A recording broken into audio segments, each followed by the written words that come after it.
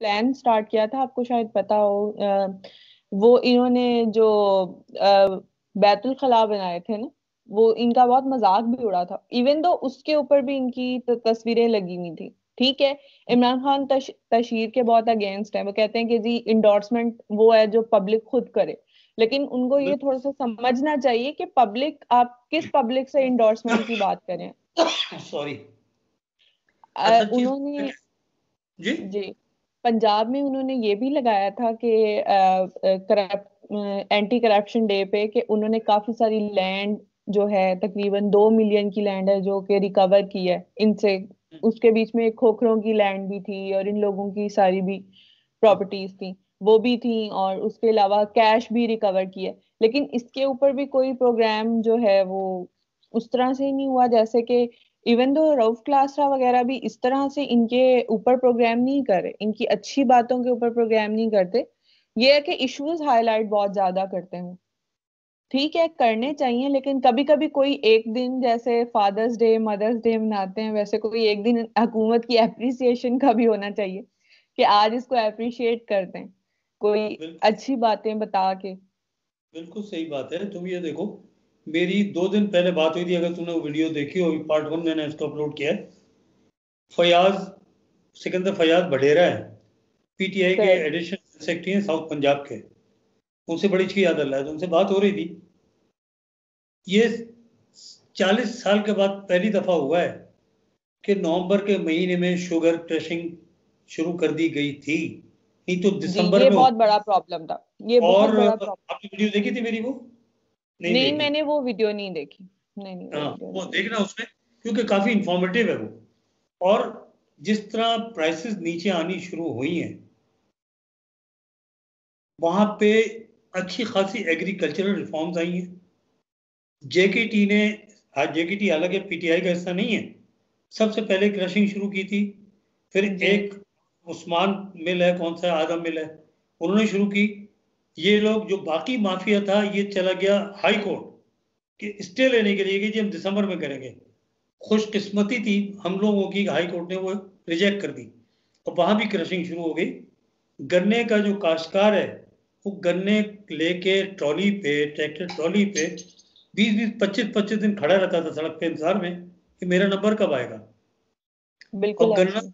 लगने से खुशक हो जाता है, उसका वेट कम हो जाता है, उसको पैसे कम मिलते थे। वो बेचारे, मैंने साउथ पंजाब में खुद गन्ने वालों से बात की, उन्होंने कहा जी हमारा बस नहीं चलता, इसको हम आग लगाते हैं, हमारे लिए बेकार है ये। जी ऐसे ही है।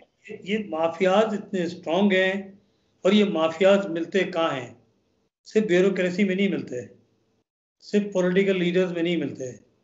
ये जो एक तराजू बनी हुई है ना इस्लामाबाद में, पार्लियामेंट हाउस के करीब, ये वहां सबसे ज्यादा बैठे हुए हैं। जिस दिन इस मुल्क में इंसाफ हो गया, जी समझ लो आपका मुल्क ट्रैक पे चढ़ जाएगा। नहीं तो इमरान, बाजवा, ये वक्ती तौर पे तो ठीक कर देंगे, मेरे मुल्क में लेकिन अगर इंसाफ नहीं आएगा तो फिर वही होगा जो होता रहा है। जी बिल्कुल ऐसे ही है। अच्छा, तुम्हारा आज एक मैं तारीफ कर दूं, नॉर्मली कम तारीफ करता हूँ, बेटियों की तरह हूं, कि सॉरी, माशाल्लाह कॉन्फिडेंस लेवल तुम्हारा बहुत बेहतर है। एक दफा हमारी आपकी बात हुई है, उस दिन तो ऐसा लग रहा था कि तुम बहुत परेशान हो, समटाइम और इस बहुत तरह होता है माशाल्लाह ना कॉन्फिडेंस लेवल बहुत बढ़ गया तुम्हारा। कि समटाइम ऐसे होता है ना कि मेरे पास टाइम नहीं होता या मैंने कहीं जाना होता है, तो मैं फिर मैं ना बहुत, आप कल मैं बिल्कुल फारिग थी। अगर आप उस वक्त कॉल कर लेते ना, तो हाँ, शायद घंटा 2 घंटे बात हो जाती है आपसे, क्योंकि फिर आप आए नहीं। तो फिर मैंने आपको बीच में एक कॉल मैसेज भी किया था। मैंने, तो अच्छा अब फिर तुम्हारा मैंने प्लान। जो, मैं तुम्हें एक जो गाइड करना चाह रहा था उसमें तुम्हारी हेल्प आउट हो जाती। बेशक अपना चैनल बना लो या बातचीत मैं अपने लोड करूँ, ये आप मुख्तलिफ एक तो 2 यूट्यूबर्स को देख लिया करो, और हम्म। फिर सवालात जो जनरेट करो ना अपनी तरफ से, वो इतने मजेदार हों कि सामने वाले को सच बोलने में मजबूर करो, और वो चीजें सामने आए कि जो आपका, मेरा व्यूअर उसको फायदा हो। अब जैसे मैं बिल्कुल बडेरा की बात कर रहा हूँ, बडेरा की वीडियो व्यू मुझे टोटल में खाली 40 या 45 व्यूज मिले। लोगों को ऐसे। अक्ल नहीं है कि पूरा तो देखते, आगे देखते तो सही उसमें क्या मटेरियल है। वो बहुत सीनियर एक तो पॉलिटिशियन है, पढ़े लिखे आदमी है बाहर के, जी सेकेंडली बहुत बड़ा एग्रीकल्चरिस्ट है वो। तो बहुत सारी चीजें जो हम नॉर्मली डिस्कस नहीं करते, वहां गवर्नमेंट बिल्कुल। ऑफ पंजाब ने कुछ नोटिफिकेशंस निकाल के वहां पे एग्रीकल्चर रिफॉर्म्स ऑलरेडी कर दी हैं। वहां पानी जी का मसला खत्म कर दिया, साउथ पंजाब में लेकिन पानी नहीं होता।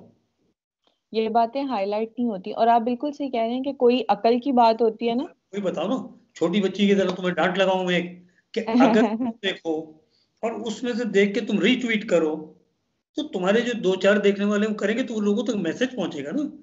हमारा आपका मकसद क्या है इस वक्त बैठने का? भी ये है ना कि पाकिस्तान से मोहब्बत, जी पाक फौज से मोहब्बत और खान से बिल्कुल मोहब्बत। खान से मोहब्बत इसलिए कि खान को हम समझते हैं ऑनेस्ट आदमी है, नीट एंड क्लीन आदमी है, और बिल्कुल पक्का पक्का पाकिस्तानी है। तो यही वजह बिल्कुल। है ना। बाकी हमें हमें हमारा आपस में जोड़ क्या है? आप लाहौर बैठी हो, मैं कराची बैठा हूँ, जानता नहीं। लेकिन अब अगर फैमिली के साथ आऊंगा तो अपनी बेटी से मिलने जरूर आऊंगा इंशाल्लाह मैं। तो तुम बिल्कुल बिल्कुल कराची मैं आना तो आपका मेरे घर आना, मेरी मिसेज भी खुश होंगी, मेरी बेटियां भी खुश होंगी माशाल्लाह। कल कल हम लोग खाना खाने जा रहे थे तो यही बात कर रहे थे। असल में यहाँ पर ना कराची के बहुत सारे फूड पॉइंट्स हैं, जैसे कराची पराठा रोल है या ये वो फलान। लेकिन जो कराची से आता है ना वो बहुत गाली देता है कि तुम लोगों ने टेस्ट नहीं, बिल्कुल खराब ये कर दिया। हकीकत है, बहुत लाहौर मिस करता हूँ, बहुत मिस करता हूँ मैं।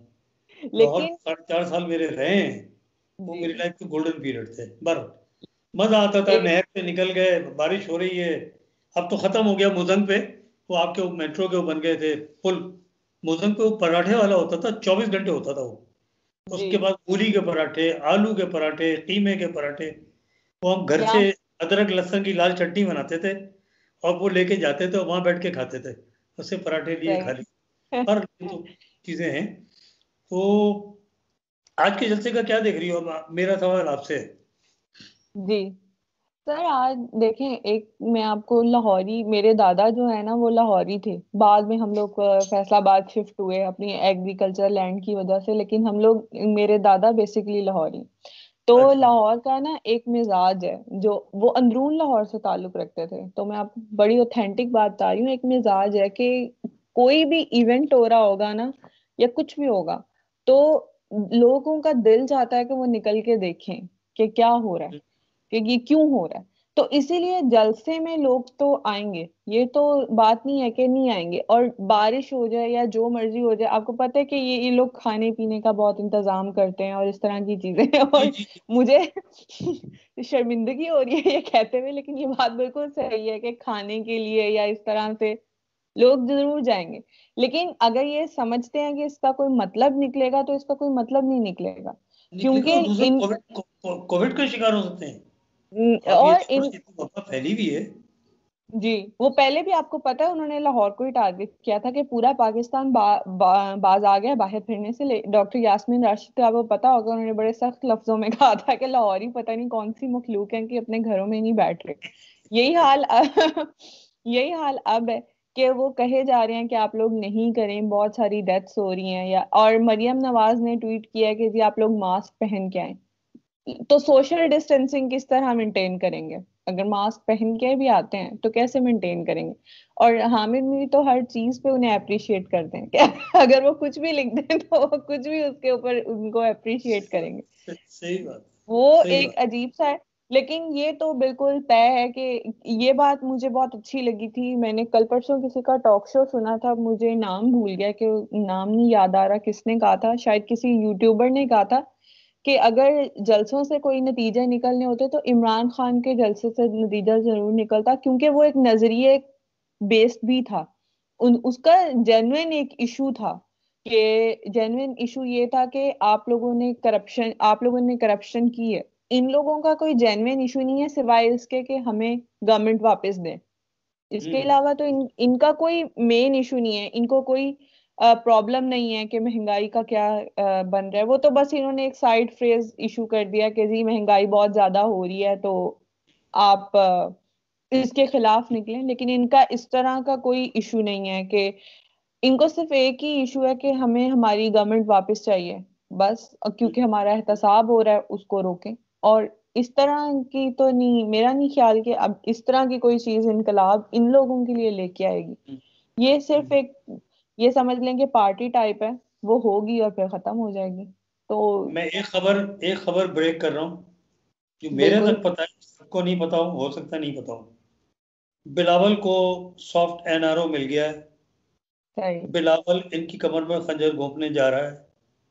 सॉफ्ट एनआरओ मिल गया मींस कि कराची में बिलावल इंटरफेयर नहीं करेगा, इंटीरियर सिंध पीटीआई इंटरफेयर नहीं करेगी।